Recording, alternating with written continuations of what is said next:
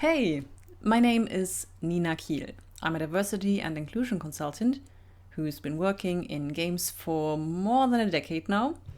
My work has been published in numerous books, magazines, and newspapers. I'm a regular guest at conferences, and for the last year, I worked at Flying Sheep Studios in Cologne as the head of diversity and inclusion. Flying Sheep Studios was founded in Cologne in Germany in 2014 and has since produced more than 200 HTML5 games, which can be played in the browser on any device without download or installation. Flying Sheep has also developed its own suite of in-house dev tools to create these games and has worked together with over 50 brands, including Lego, Barbie, and DreamWorks. And in 2022, last year, Flying Sheep was acquired by iCandy Interactive. So my job as head of diversity and inclusion was to help improve the company's products, but also to educate the team. And to this end, I gave bi-weekly inputs about a range of different topics, with some directly related to game development and some focusing on more general topics of interest. And now we've decided to make these talks available to the public, which is why you see me talking right now. The talks will be published on a weekly basis and added to a playlist, so you can easily access them anytime you like, and if you want, share them with your employer, your colleagues, and maybe even your friends if they're curious. So without further ado, let's actually start and address an important question, which is, why should you care about diversity and inclusion in the first place? Now, answering this question is especially important when addressing C-level executives because obviously they're paving the way for their business. But I do hope that this talk will also provide helpful insights for people in other positions as well. To start, I'd like to cover some terminology to make sure that everyone understands what we're talking about when discussing diversity, inclusion, and also equity.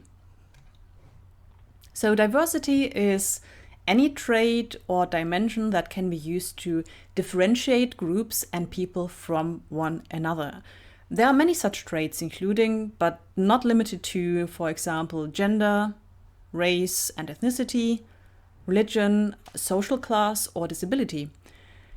And diversity is a fairly recent concept in the workplace, where it refers to the valuing of different ways of leading and managing different kinds of employees, consultants, and consumers.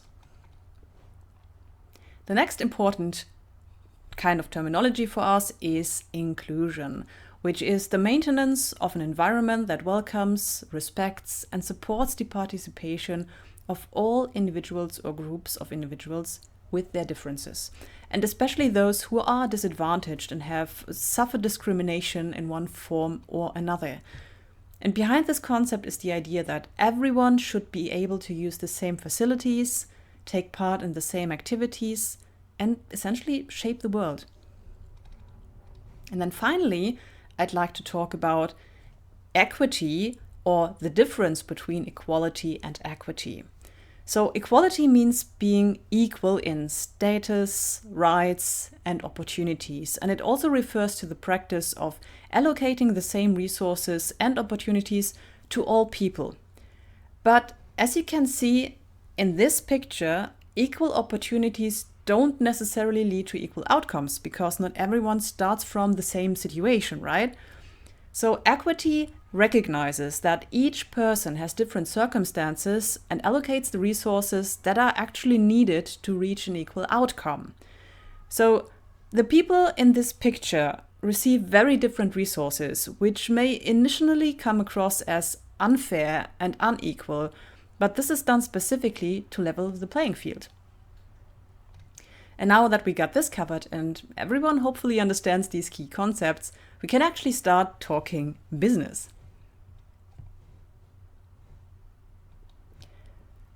So to quote Sandhya Devanathan, the former Asia Pacific Vice President for the global gaming business at Meta, diversity in the gaming industry is not just a social imperative, it's also an economic imperative.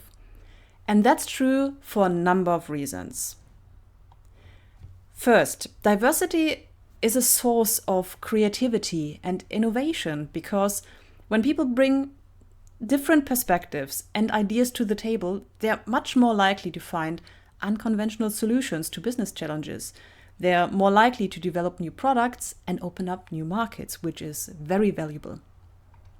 And just as importantly, a diverse team is more likely to challenge old assumptions on how to conduct businesses.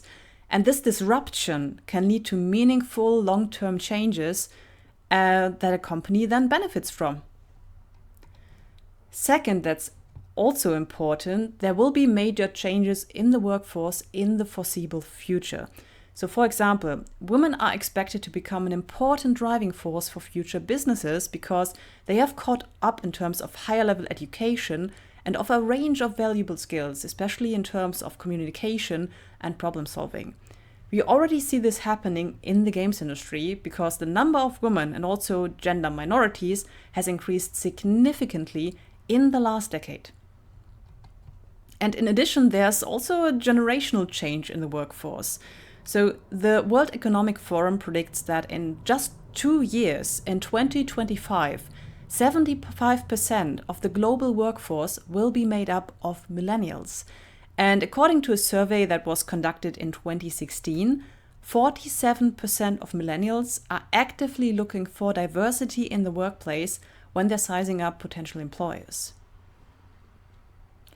These numbers are even higher according to a more recent survey that was conducted by Glassdoor. According to that survey, 3 in 4 job seekers and employees report that a diverse workforce is an important factor when evaluating companies and job offers.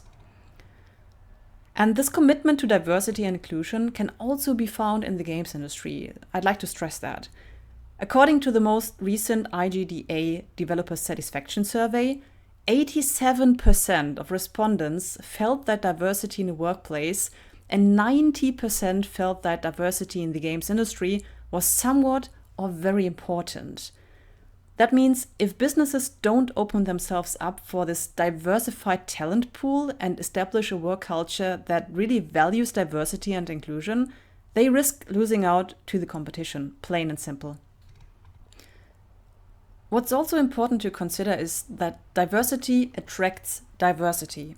So if people from marginalized groups know that you hire and support diverse talent, they're more likely to apply. And diverse employees can at least more easily create more diverse and inclusive products, which is important for gamers. Because the support for diversity and inclusion related topics has not only increased among game developers, but also among consumers. To give you an example, a survey conducted by Electronic Arts in 2019 found that more than half of the players think that making games more inclusive is important, and 45% reported that they'd be more likely to play a game if it offered inclusive features and content. And speaking of inclusive features, you should absolutely care about accessibility because not only are an estimated 20% of gamers disabled in some form or another, your target group is also, and that's very important, aging. So the average game player is now in their mid-30s and this number continues to grow. And the older people get, the more likely it is they will experience a temporary or even a permanent impairment. And you really want to make sure these people can still enjoy your products, so you need to offer some accommodations. Now, if you'd like to know more about this particular topic, then feel free to watch my 2 short inputs about accessibility in gaming, which will be uploaded soon. To provide one last argument to care about diversity and inclusion, just in case I haven't convinced you yet, actually setting a good example in terms of fostering diversity is incredibly good PR, and this applies to both your company and its products. As the past few years have clearly shown, studios who care about making meaningful change get a lot of positive attention from developers, the press, and gamers alike. So not only is it more likely that you'll attract and retain diverse talent, there's also a good chance that you'll sell more products. Especially because members of marginalized and underrepresented groups actively look for content that addresses them. And they're often more willing to spend their disposable income on such products. So once you've established company structures that prioritize diversity and inclusion, there's a good chance that you'll benefit in many different ways in the long run. So according to McKinsey, the most diverse companies are now more likely than ever to outperform less diverse peers on profitability.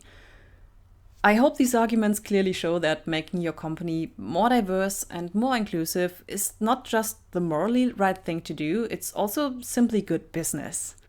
If you want to know more about this topic, feel free to check out the resource section that I also linked in the description below. And I hope to see you next time for another video. Thank you so much for watching, and feel free to reach out to me if you're interested in diversity and inclusion consultation. Goodbye.